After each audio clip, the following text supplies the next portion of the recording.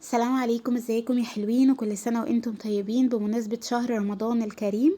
والنهاردة بإذن الله هنعمل مع بعض الطعمية البيتي او الفلافل زي ما بتسموها. وهقول لكم ازاي تخزنوها لشهر رمضان بإذن الله، تستخدموا منها دلوقتي وتستخدموا منها في الشهر الكريم، وبإذن الله هتبقى طالعة طازة وجميلة جدا. اول حاجة هيكون معانا هنا نص كيلو من الفول المدشوش. هننقعه من بالليل للصبح. ومعايا هنا حزمتين من الكرات المصري، وبصلتين متوسطين وتوم. الفول لازم ننقعه من بالليل للصبح، وحطيت عليه ربع كوبايه من حمص الشام او نص كوبايه زي ما انتي حابه، بتديله قرمشه ولون جميل جدا لما يتحمر في الزيت. او اهم حاجه لازم نغير الميه كل شويه بتاعه الفول علشان الريحه، وكمان علشان الناس اللي القولون بتاعها تعبها. البقوليات طبعا لازم تتنقع. وزي ما قلت لكم تاني، معايا راس كده من التوم وبصلتين متوسطين وحزمتين من الكرات المصري. ما نحطش عليها شبت ولا بقدونس ولا الحاجات دي خالص، لان هي بتسمر الطعميه معانا. ودلوقتي هقول لكم ازاي نعملها في الخلاط. مش هنحتاج لكبه ولا هنحتاج لمفرمه خالص. وهتطلع زي ما بنعملها في المفرمه بالظبط واحسن كمان. طبعا هناخدها على دفعات كده، مش هنحط كله مره واحده طبعا علشان ما نحرقش الخلاط ما يبقاش صعب عليه. هنحط جزء من الفول والحمص وعليه الكرات المصري والبصل والثوم. وهنزود نص كوبايه من الميه او حسب الخلاط كده ما يمشي معايا، وما تقلقوش من الميه دي خالص. احنا هنتخلص منها دلوقتي وهقول لكم احنا هنتخلص منها ازاي.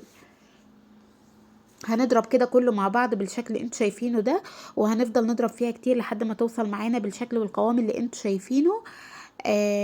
يا كده كويسة جدا، ومش عايزين ننعمها قوي ولا نخليها خشنة قوي.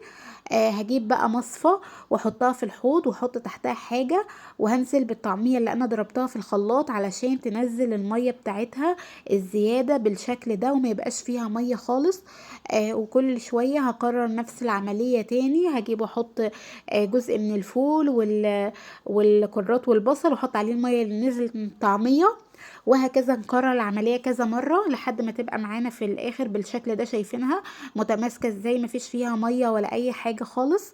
هنعمل بقى حركة فظيعة بجد هتدي للطعمية هشاشة مش طبيعية، من غير ما نحط بيكنج صودا ولا بيكنج باودر ولا الكلام ده خالص في العجين او المضرب الكهرباء. وهنرب العجينة بالشكل اللي انتوا شايفينه ده لحد ما لونها يفتح وتبقى بالمنظر ده، بتعلى كأنك بتعملي كريم شانتيه كده.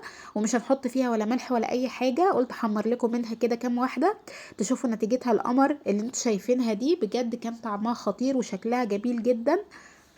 فشايفين بقى ما شاء الله عمل كمية حلوة قد ايه. يعني هو تقريبا دلوقتي تكلفني حوالي 25 جنيه. جبت فول مدشوش النص ب17 ونص وب5 جنيه مثلا خضار. هنقول يا ستي كهرباء ودنيا، قول هتكلفنا 30 جنيه، 35 جنيه. يعني الأكياس بسم الله ما شاء الله تعمل معانا أكلة محترمة جدا. غير النظافة لا تقارن ببره، زيت نظيف، مكونات نظيفة، غسيل، نظافة في البيت، حاجة كده ما تتقارنش بالعك اللي بيحصل بره. وكمان نفس النتيجة واحسن كمان. عملت معايا كمية حلوة جدا ما شاء الله، حوالي 7 اكياس كبيرة من اللي انتوا شايفينها قدامكم دي. تتخزن في الفريزر ببساطة خالص. والاكياس كده نعملها مبططة علشان ما تاخدش معانا حيز في الفريزر، ولما نيجي نطلعها كمان تفك معانا بسرعة، غير ما تكون الكيس مكعبر كده هياخد وقت كبير لما يفك. فجربوها ان شاء الله هتعجبكم. طبعا بنحتاجها كتير جدا في سحور رمضان. واحيانا كمان لو احنا زهقنا من اللحمه والفراخ بنبقى نعمل كده. يعني في نص الشهر بقى يعني تحابيش بقى طعميه، جنبها كبده، جنبها بطاطس محمره، لا نعمل بطين، نسلق بطين، نفقش بطين كده. يعني مش لازم الشهر كله يكون مثلا يعني اكلات غالية. فهتسهل عليكي جدا وقفتك وهتنجز معاكي. فلازم الحاجات دي تكون موجودة. واستنوني ان شاء الله هعمل لكم فيديو برضو عن الفول المدمس وازاي بيطلع معايا كهرمان والزبدة وحلو جدا. دي انا بوريكم بس الساندوتش. كنت بعمل ساندوتش ليه على السريع كده، احب ادوق الحاجة عشان يعني ابقى مطمنة وانا مخزناها. وبعيد عليكم وبكرر ما تنسوش الخطوة الجميلة اللي انتوا شايفينها قدامكم دي، لان هي هتفرق جدا. شايفين دي كنت لسه رايحة اعمله اهو. وطبعا بعد ما شفتوه في الفيديو من شوية كان هاش وعيلي خالص، وعمل فوم حلو جدا. الهشاشه دي بتغني ان انت تحطي بقى بيكنج باودر، بيكنج صودا، الحاجات اللي هي ممكن اصلا تسمر الطعميه وتغير طعمها معاكي. فنخلي بالنا من التريكات والخطوات البسيطة دي، هي بتبقى حاجات بسيطة جدا لكن بتفرق معانا في اللون والطعم والشكل وكل حاجة. طبعا ما بحطش الملح وانا مخزناها، بحط عليها الملح لما اجي استخدمها. يعني الكيس ده ما فيهوش ملح، لما بطلعه بفكه بحط عليه الملح والكزبرة الناشفة، وبديله ضربة كده بالمضرب اليدوي واقلبه كده برضو تاني.